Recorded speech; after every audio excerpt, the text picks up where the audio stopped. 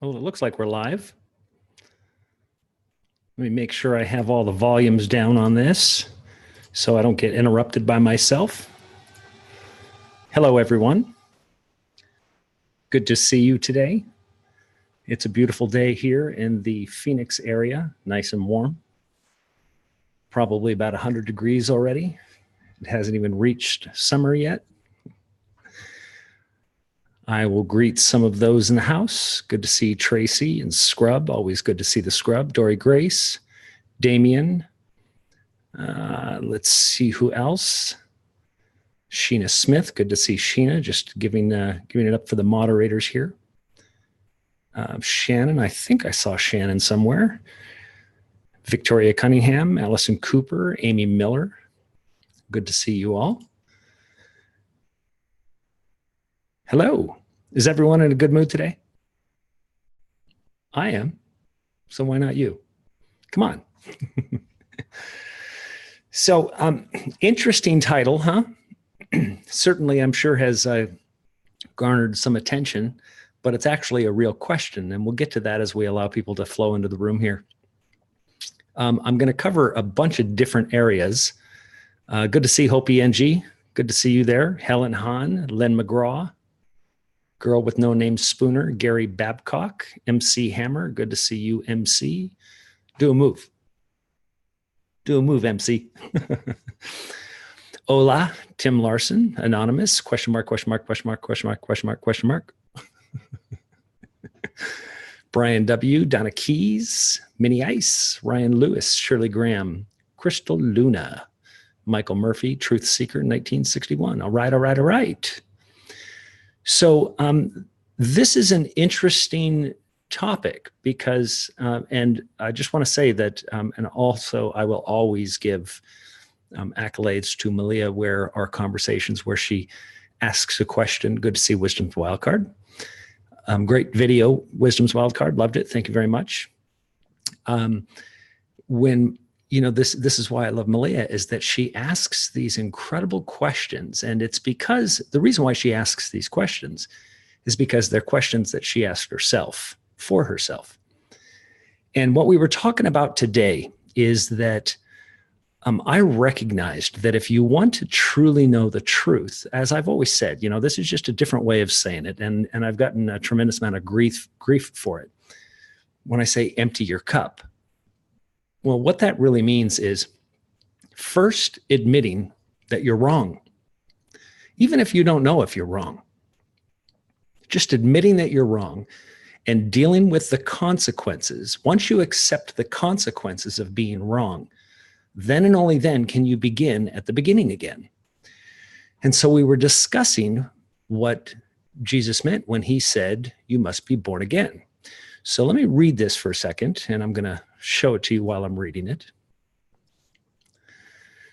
Where he says, now there was a man of the Pharisees named Nicodemus, a ruler of the Jews. This man came to Jesus by night and said to him, Rabbi, we know that you are a teacher come from God, and that no one can do these signs unless God is with them.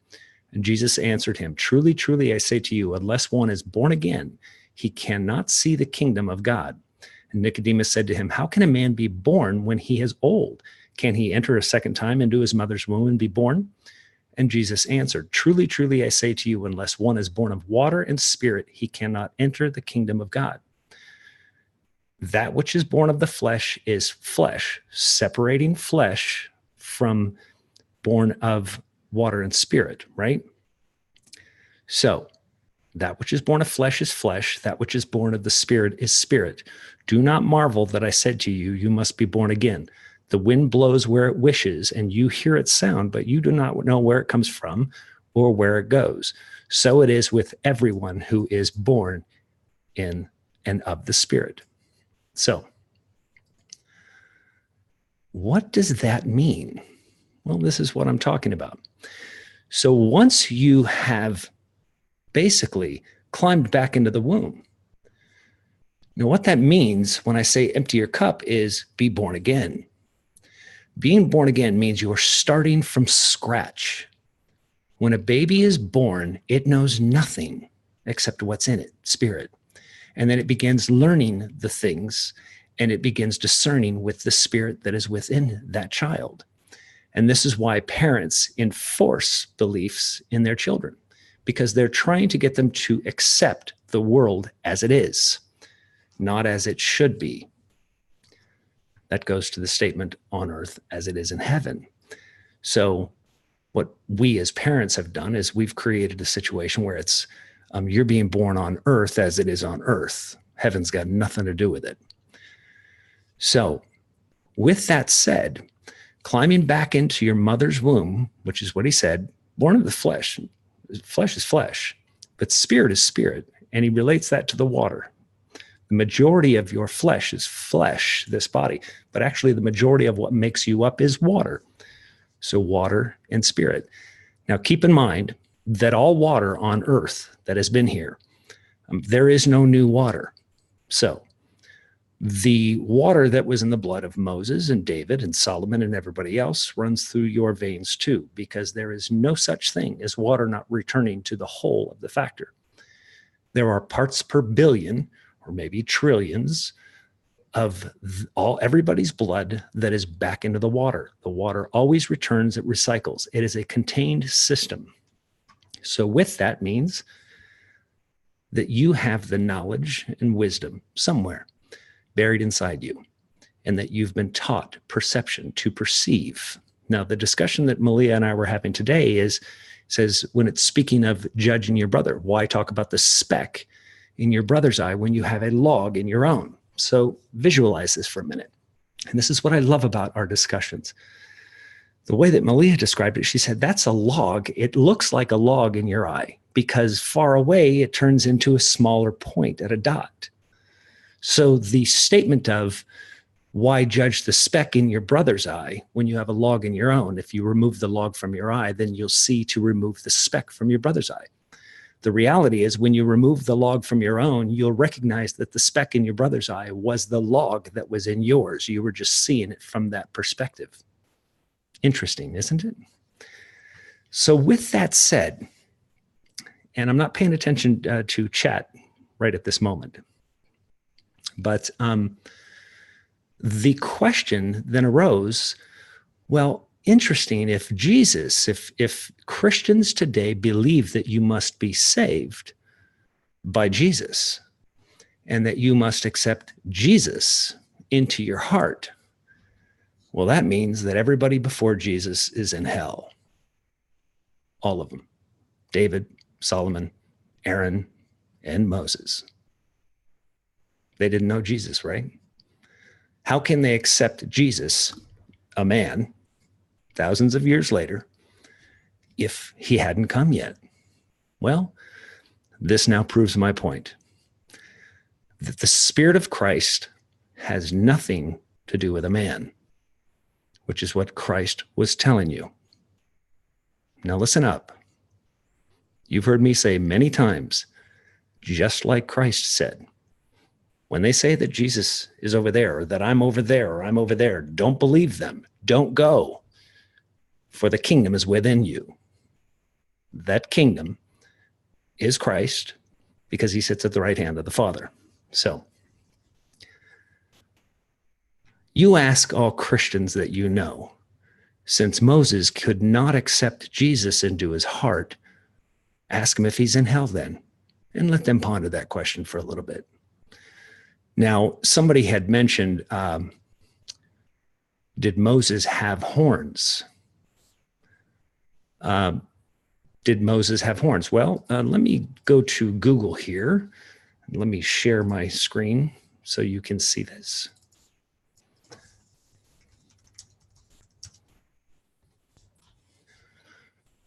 So if none of you have ever seen Moses with horns, well, there you go. So this is Michelangelo. Michelangelo was appointed by the Roman Catholic Church to do a statue of Moses. And apparently they didn't disagree with it too much because he is in the church of San Pietro in Visoli in Rome. Interesting, right? So, yes, there was a picture with Moses with horns. And there's not just a picture, it's actually a statue in a church. And there are quite a few of them, actually. Now, that's not to tell you that Moses was evil.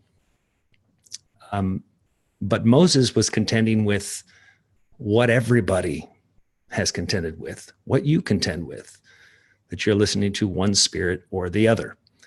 So I'm going to share my screen here one more time, and I'm going to show you, and I've brought this up before, but I'm going to bring it up again. So here is a comparison in a Bible study about 2 Samuel 24 and 1 Chronicles 21, okay? 2 Samuel 24, again, the anger of the Lord was kindled against Israel, and he incited David against them, saying, go number Israel and Judah. So the king said to Joab, the commander of the army who was with him, go through all the tribes of Israel from Dan to Beersheba and number the people, that I may know the number of the people. Okay, so that's interesting. In 1 Chronicles 21, same version of the Bible, then Satan stood against Israel and incited David to number Israel. So David said to Joab and the commanders of the army, go number Israel from Beersheba to Dan and bring me a report that I may know their number. So here Satan stood, and here it was the Lord. So what does that mean? So this is a teaching study guide, and goes into that Satan means basically the adversary. So that they are mistaking the word in Hebrew here for adversary. So Satan stood against Israel. They're saying that this actually means God. Well, interesting. So I'm going to go here and just show you something that I find quite interesting. I'm going to type in God of Israel. Oops, lost my spot here.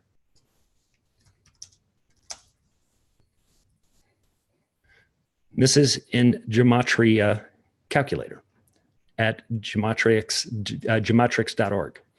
God of Israel. Now it has 3 different variants of numbers here. You'll see the 3 different variants of numbers: 322, 666, and 111. 322 is the number for Skull and Bones Society. 666 is, you obviously know what that is. And the God of Israel in simple gematria is 111. This is a Masonic number. This is a division of Masons, being the Skull and Bones Society. And this is essentially the Antichrist, or the devil. Thankfully, just to let you know, that's God of Israel. You can see Akhenaten faith. Hitler is 322. So just all the different relationships of different names. Notice, just as a note for all of those haters out there, nowhere does my name show up here. Thankfully. But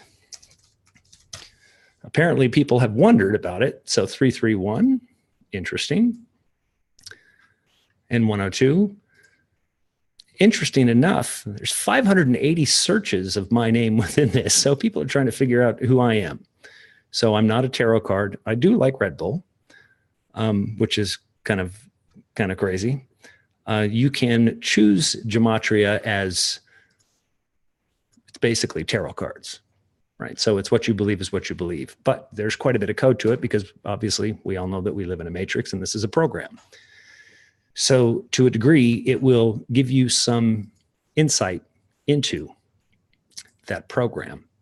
And it does. Obviously, they pay attention to it. If you want to know who the ruler of the world is and who his principalities are. Principalities are ones that serve a prince. So the Luciferians of the world that serve the prince of the world, you know who they are.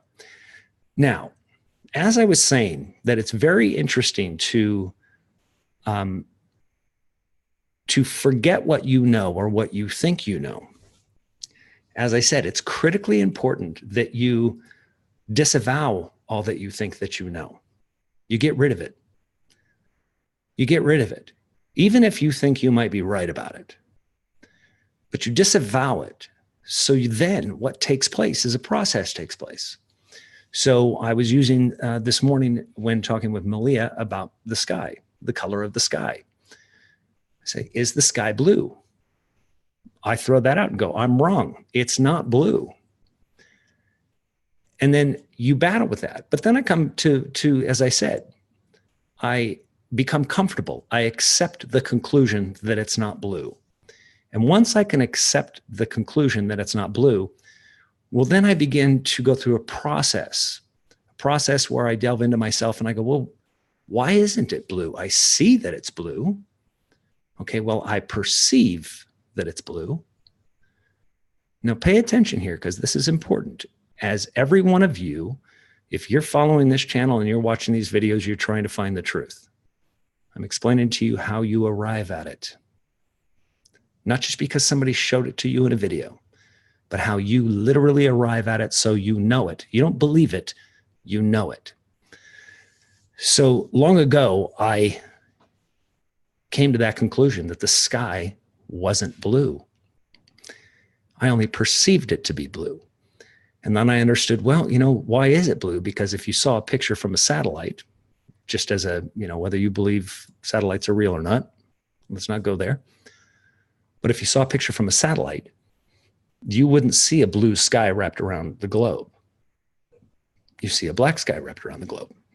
So what you see underneath the vapor of air that is within the Earth's atmosphere is you see a refraction of the light, and you're seeing only the portion of the spectrum which gives it the blue hue.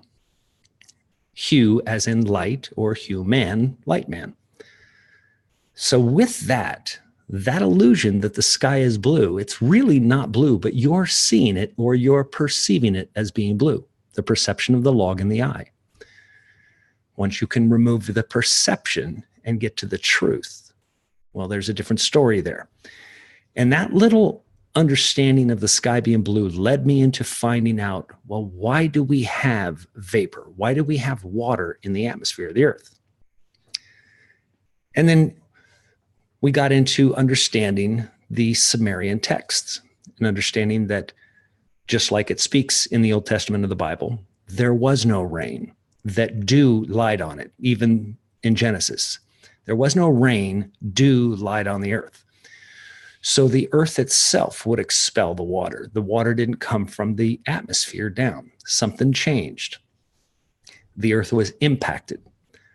And it was impacted by a very hot, fiery ball, which still resides in the center of the earth. So with that said, a portion of the earth was busted off. The water was pushed outside the earth's atmosphere. Those became comets, which are big balls of ice that are circulating at the same elliptic as the impactor. And so that vapor now comes into the sky. And now, of course, just like it says in the story of Noah, what appeared after, now that there was water and vapor in the air? A rainbow. So you're seeing the prism of light being reflected through water for the first time, which is why a rainbow had never come until then. So then I truly knew that in an odd way, in order for me just to come to the conclusion that I was actually okay with understanding that the sky wasn't blue.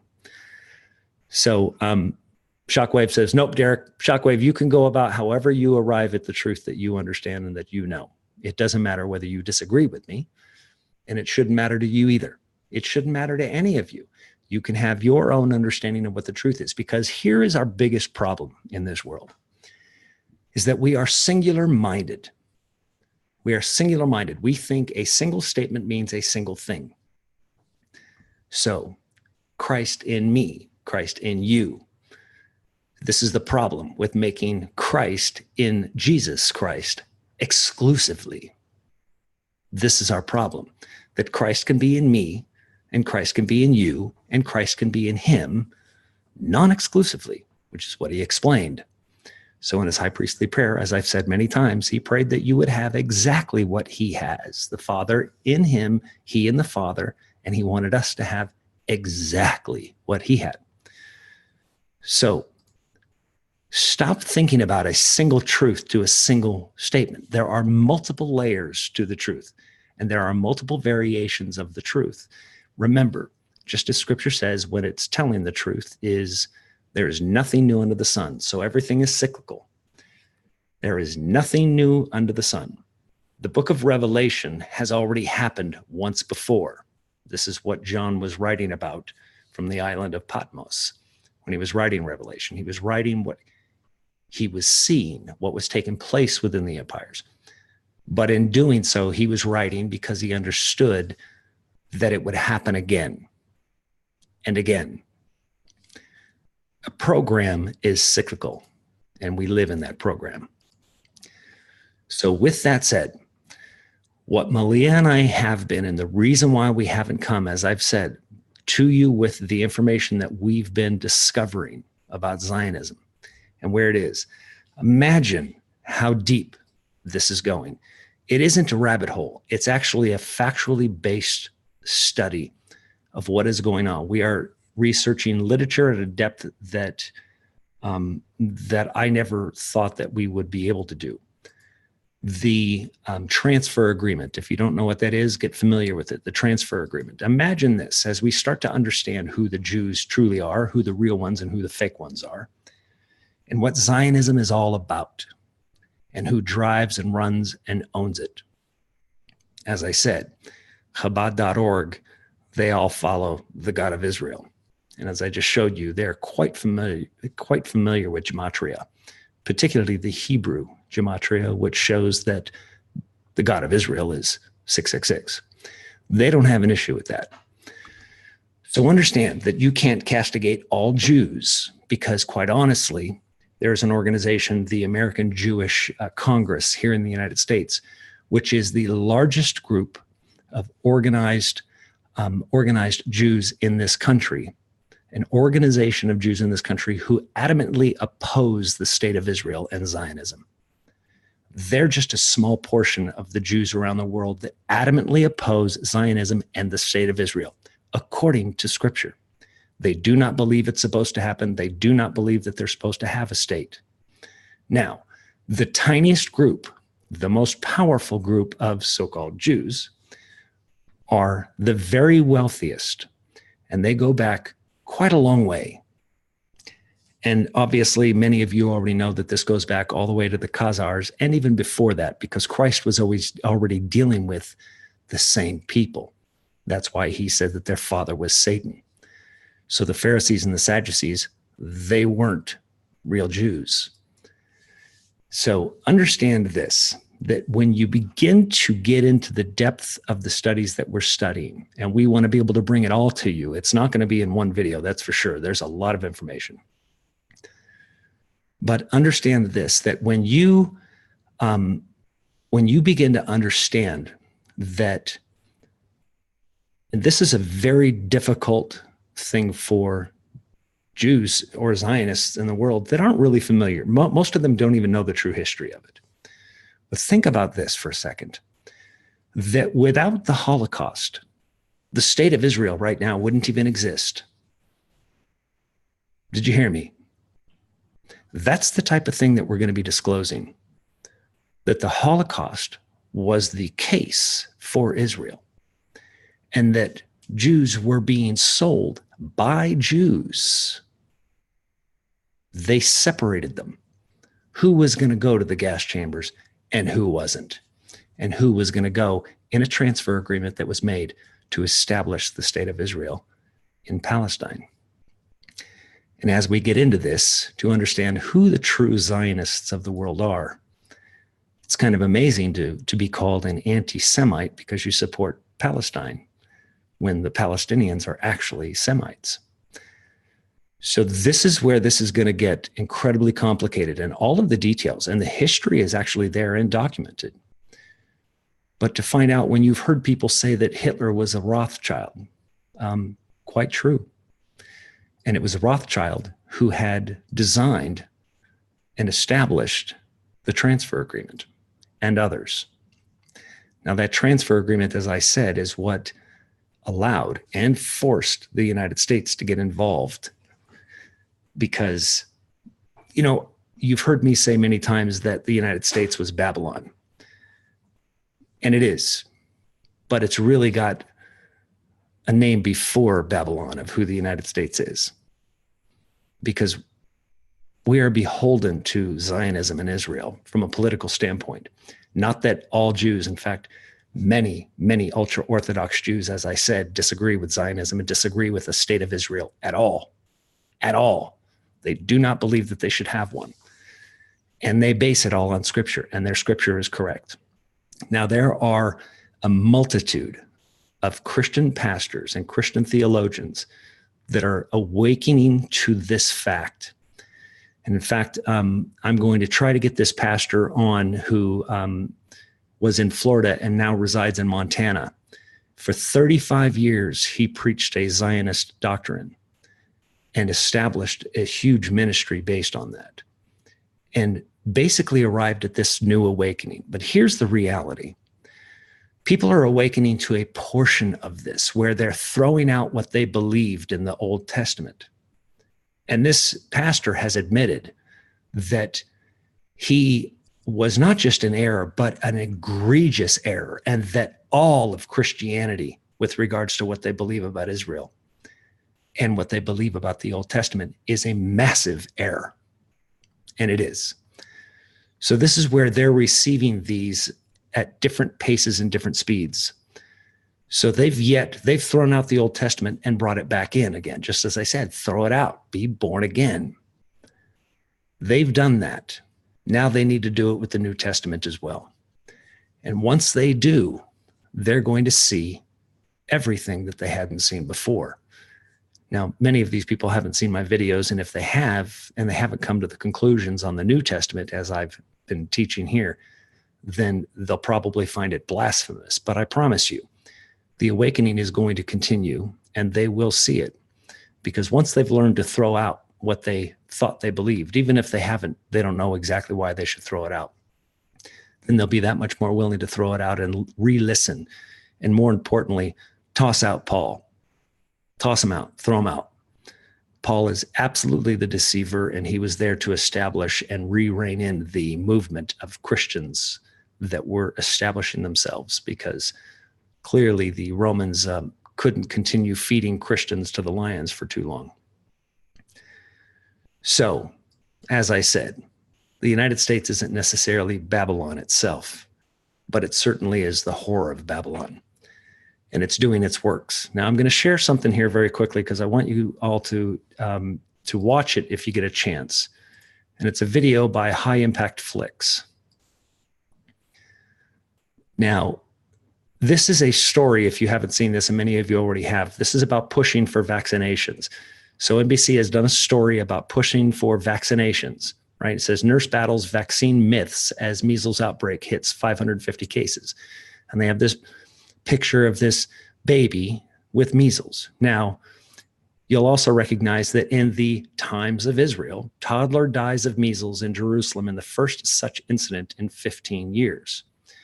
So, interesting that picture right there, pay attention, you see that picture, you see the fingers here around the ear, you see the baby's hand, you see this.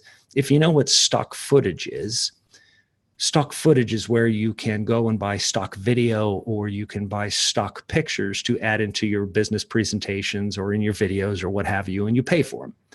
Well, if you just type in doctor holding beautiful newborn, you'll find that stock image is there, and that baby doesn't have measles at all. If you ever doubted that the United States media is completely bought and filled with lies, if you ever doubted it, this is the most evidence you ever need to see. It is absolutely nauseating. So there you have baby with the measles, and it's also a horrible Photoshop job, because if you actually zoom in on the measles, they're replicated. They have the exact same shape. They're using this and using a baby to deceive and try to push you to vaccinate your children. So, the whore of Babylon. Here she is, right here. We live in her. So with that said, I wanted to give you a quick update on some of the things that are going on. I know it's been days, and I apologize that it's been lengthy periods of time in between videos. Melia and I are doing some work, so we don't have to come begging for funds to you. So I've been doing quite a bit of editing and projects for clients that she had in Florida, and we've been able to get some work done. We are saving and preparing for a location.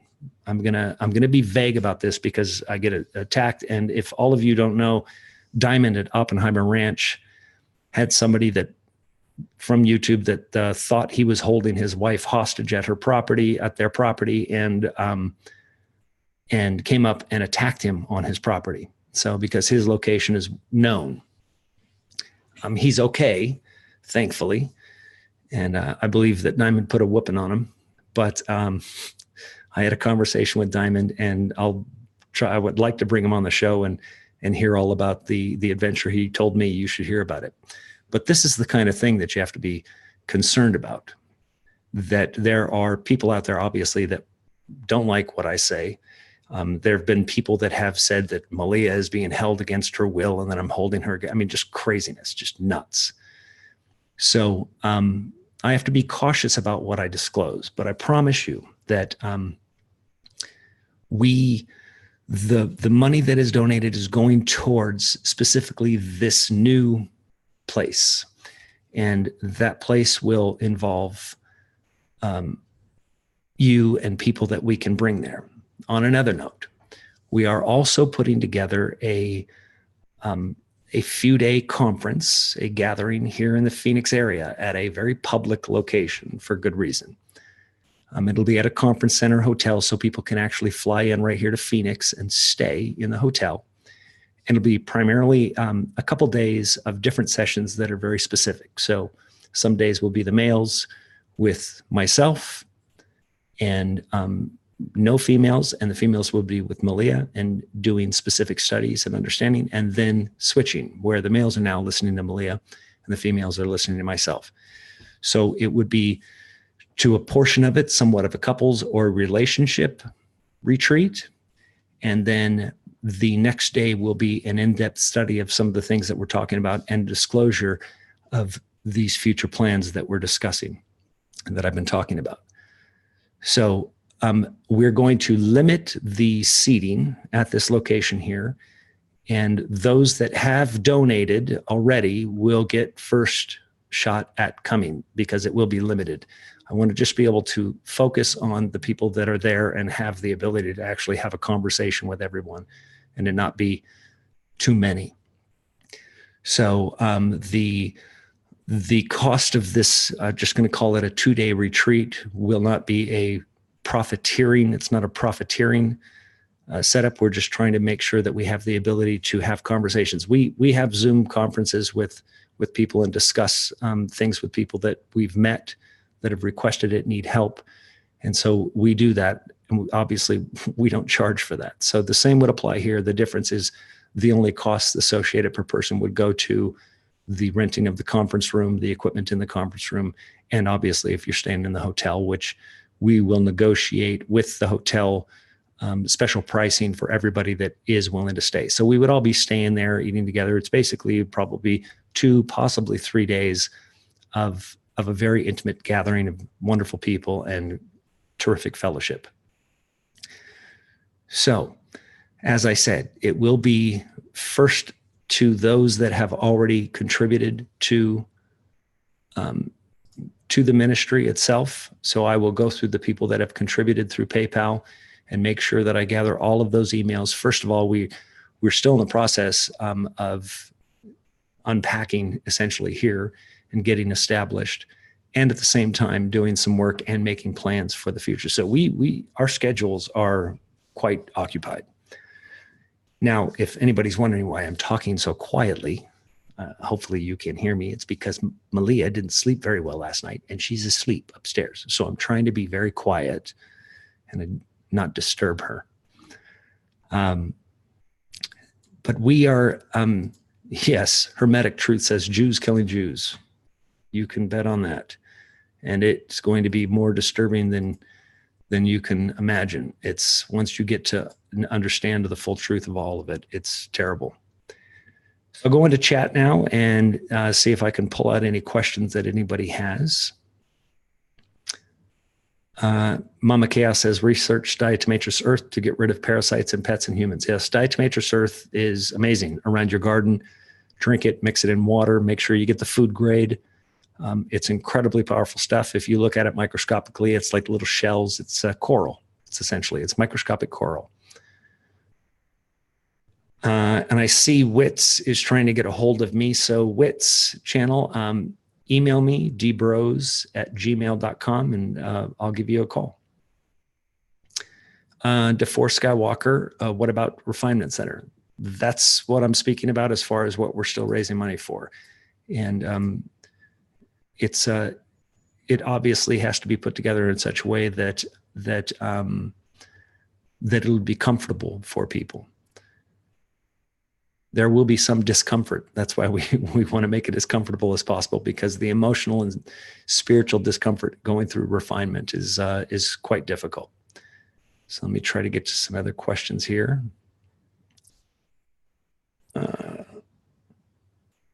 Mark Manning, good to see you, Mark.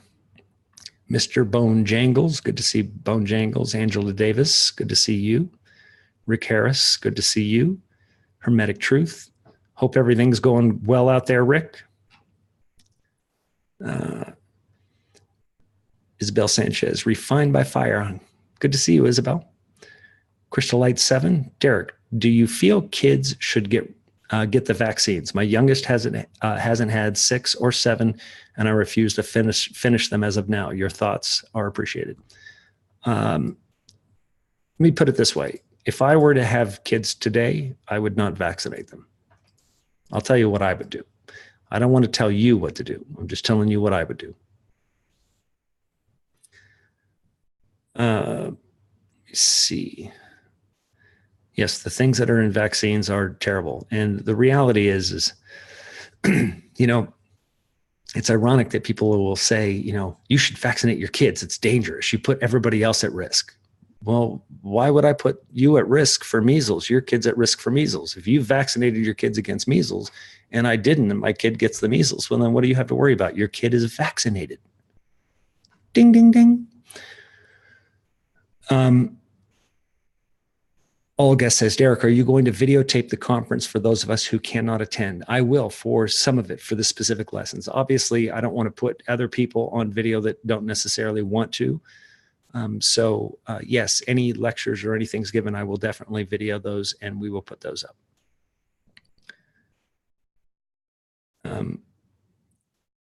Baylor on the way said, I had a question, but you just answered. Don't you love it when that happens? I do. Always together. So any other questions? Let me see here. What is our purpose? D. Rowland. Well, see, D. Rowland, what is our purpose? We are a body. Okay, so that means a body. There's a finger, there's a middle finger, there's an index finger, there's a thumb, there's an ear, there's a nose, there's an eye, there's a mouth. If you're the index finger and I'm the thumb, I can't tell you what your purpose is. We have to find what the body's purpose is as a whole. Now, we've been lied to and manipulated with negativity for so long, and it all derives from fear. It is a fear-based society. Religion has become fear and guilt-based. All of it is to prevent you from knowing who you are. I had just posted a video on my Facebook of a terrific video just discussing from a molecular standpoint who you are, that you have trillions of cells in your body. Each one of those cells generate electricity. All of them are unique. So you are not a single person, but you are a community in and of yourself. And we all together, just like cells of our body, are cells of a larger body, the Father. And this is why Christ could say and look at you in your face and say, if you've seen me, you've seen the Father. It's not that he's saying he's God exclusively. He never said that, ever, not once. That's why when they said, you say that you're the Son of God, and he said, you say I am. Because he also knew perception, that you will perceive it however you're going to perceive it. So individually, we are powerful. Collectively, we are indestructible, but of one mind and of one accord. So what you're going to see being faced here in the end times is you're going to see a collective of a much smaller group, call them the remnant, that will be the only ones that really survive what is to come, because they understand the power that they have. You have the power to give life. You have the power to take it. including your own, without even harming yourself. When a doctor tells you that you're going to die, it's you that makes the decision to die. It's you that actually at that point even gives yourself the disease. It's kind of like the placebo effect as described in that video. When you take a pill that's sugar, it's not even a drug, but you believe it's the drug that heals you. You get healed. What is that placebo effect? That's you healing yourself. The sugar pill that they gave you did nothing. And ridiculously, the placebo effect makes up the vast majority of healing in most of these cases. So you can heal yourself. You know, it's kind of like I'm sitting here reading this screen. You guys might remember that when I first started these videos that I would need glasses, and occasionally based on the how dim the light is, I might have to put glasses on because it's too dim. But I decided that I would fix my eyes, and I did. I don't need glasses to read the screen anymore. Now I'm coming on my mid-50s now. I don't need glasses. I didn't have surgery on my eyes. I fixed them myself by just deciding that my eyes would be fine, and they are. So there you go, as I believe says. Hermetic Truth, best wishes to you and Melia. Poor Diamond. Oh, Diamond's good. He was a little shaken up for a couple of days, but he's good. He's a tough Mo Jiggly. So Eric G, I don't cry. I can't hear you. I didn't see anything that you said before. So with that said, I just wanted to tell you all I love you, give you that update. Understand and know, please, that Melia and I absolutely adore all of you, and we appreciate your support more than you can even imagine. That ultimately, I know that we are a Burger King generation. We want it right now. We want to be able to see the benefits of that. I promise you, you will. You will very soon. We're going to continue, and I hope to be able to come to you every single day. And as an update, we are going to be doing, and Melia will also be doing her own videos on Red Letter Disciples. So whenever she feels motivated to do so, we want to focus on this. We're trying to get these other projects out of the way. We want to be able to focus on these channels exclusively and do this exclusively. That's not going to be able to be done without you. And but it's definitely something that we are looking to do. We don't want to do anything else but what I'm doing right now. We really don't, because quite honestly, it's all we ever talk about. So I love you very much. Please go check out High Impact Channel. Here, I'll put into the stream into the chat box here the video that was talking about the vaccination. Tell High Impact Channel, or actually, I think this is not High Impact Channel. This is a call for an uprising. I'm sorry. High Impact Channel referred to a call for an uprising. When you get there, tell him that I sent you there. I'd appreciate that, and I'm sure he would as well. We love you very much, and hopefully I'll see you tomorrow, and I'm probably going to be at a different location. So I'm taking a little drive, and let's see what I find. I love you, and I'll